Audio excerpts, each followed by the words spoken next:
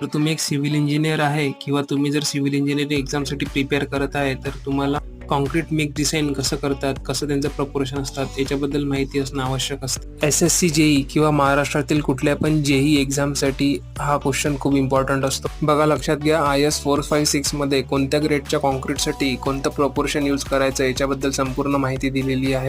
बघा मित्रांनो, हा जो टेबल तुम्ही बघताय हा खूप इम्पॉर्टंट टेबल आहे. यावरती नक्की एक क्वेश्चन तुमचा प्रत्येक एक्झाममध्ये असतो. या टेबलमध्ये प्रत्येक काँक्रीट मिक्स डिझाईनसाठी एक सेपरेट ग्रुप दिलेला आहे आणि त्या ग्रुपमध्ये वेगवेगळ्या टाईप्सचे काँक्रीट मिक्स डिझाईन्स त्यांनी टाकलेले आहेत आणि त्या प्रत्येक काँक्रीट मिक्स डिझाईनचे कोणते प्रपोर्शन्स असतात, सिमेंट, सँड आणि कोर्स ॲग्रिगेटचे ते दिलेले आहे. प्लस सोबतच तुम्हाला कंप्रेसिव्ह स्ट्रेंथ जे की 28 डेज नंतर आपल्याला मिळत असते त्याची पण माहिती तुम्हाला दिलेली आहे. जे स्टुडंट सिव्हिल इंजिनिअरिंग एक्झामसाठी प्रिपेअर करत आहेत किंवा ज्या स्टुडंटला साईटवरचं प्रॅक्टिकल नॉलेज हवं आहे त्यांच्यासाठी हा अत्यंत उपयोगाचा टेबल आहे.